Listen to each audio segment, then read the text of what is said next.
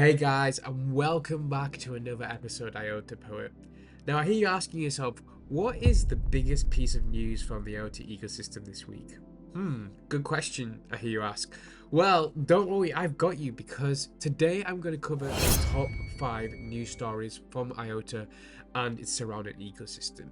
So you don't have to spend hours researching, because apart from silly me, who wants to do that? And if you do like Iota news, make sure to subscribe, because hey, that's what this channel is all about. And look, I'm ill as well, and my doctor said that the more followers I get, the quicker I get better, so hence why I'm doing this video. Okay, let's actually get to the news. Imagine you've slaved away in the darkness for 2 years, perfecting your creation, hoping one day all the hard work will pay off. Then the moment finally comes.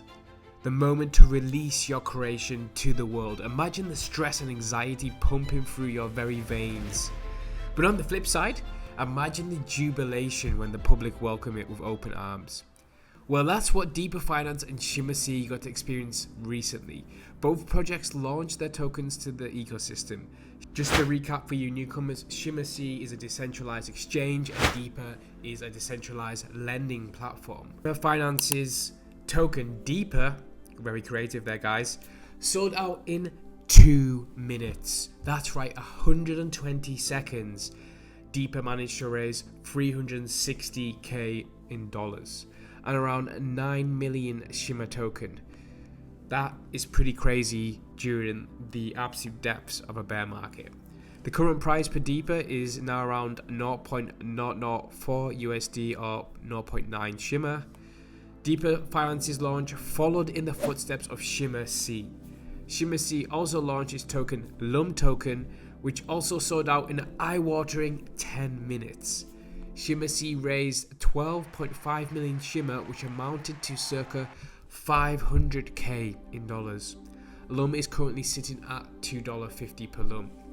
So what this actually shows us is that even during the darkest of bear markets, and even during the most depressing times, there's light for Shimmer and Iota ecosystem, because the community is still getting involved, it's still getting engaged, and even though we don't have bridges yet, which are pretty fundamental because it allows people outside the ecosystem or even within the ecosystem to trade their USDT, ETH and Bitcoin, which a lot of people in the crypto space of course hold rather than fiat, there's still projects selling out within less than 10 minutes.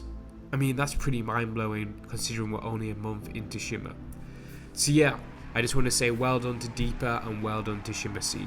Okay, Shimmer has been here a month now, and it probably has you wondering, has Shimmer debut on the crypto stage lived up to expectations? Has it performed? You know, that's the key question that comes up for all of us. Well, as of last night when I checked DeFi Llama, my new most visited website, say for the Iota Poet YouTube channel of course, subscribe you ruffians, I loaded the page up and guess what? Shimmer was number 1, baby. Yeah, that's right. Yes, with a near 3,000 increase in TVL in the last month, Shimmer rose ahead of the likes of ICP, EOS, EVM and SUI. So whilst there's a long way to go, it certainly wasn't a damp squid launch, and I think ultimately, as we're currently during the depths of a bear market, this is an encouraging start, not just for Shimmer but Iota as well. That's because, you know, the community is still there, it's still strong, and I see it every day. So yeah, there's nothing stopping us if we can deliver that tech. Now on to something more Iota focused. In fact, let me stop you right there. Let me ask you this question. Do you think Iota is one of the top cryptos in the world? The answer is of course yes, but look, we need juicy empirical evidence on Iota Poet. We don't just accept any secondary information, no, we need the top sources, the top information. It's what feeds us, it's what keeps us from being hungry. So, we got really excited when we seen that the FTSE Grayscale Crypto Index, which is part of the UK Stock Exchange, seeks to use data to answer this very important question. The FTSE Grayscale Currency Crypto Sector Index, try and say that when you've had a few, was developed to measure the performance of crypto assets that serve at least one of 3 fundamental roles: store of value, medium of exchange, and unit of account. At its launch on the 25th of October 2023, 350 crypto assets are represented, classified, and made available in the starting universe of the FTSE Grayscale Crypto Sector Index series. So, where did Iota rank, I hear you ask? Well, in the Utility and Services Index, Iota ranked in the top 10, with the likes of Chainlink, Quant, and Lido. Now, I just want to clarify that this is an index and not necessarily the FTSE investment fund.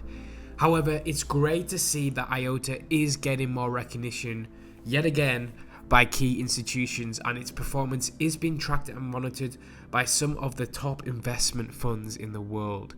I think it's especially cool that, again, Iota has specifically been recognized as a utility chain alongside the likes of Chainlink, Quant, etc. So again, this harks to the old days of Iota and its investment in market adoption and building institutional reputation, such as with the European Union EBSI, the UAE partnership, and now we're getting listed on these type of fund indexes for utility. So Iota ain't no meme coin, put it that way. Top institutions recognize it for its utility, so the IF just needs to deliver and the network just needs to grow, and the dominoes are lined up and they're ready to fall in place. Next up, we got some more interesting insight from the Bloom wallet, which is basically Iota's answer to MetaMask, and they just gave us some more background on where Bloom came from and the people involved. So I'll link the Medium post below, but just as a brief overview, it talks about how Charlie and Navin met back in 2017. They set up the Trinity wallet, then Chrysalis happened, they transitioned to Firefly, and obviously Firefly is built in Rust, and they confirmed that 160k users worldwide used the wallet initially, and they basically adopted 126 users worldwide.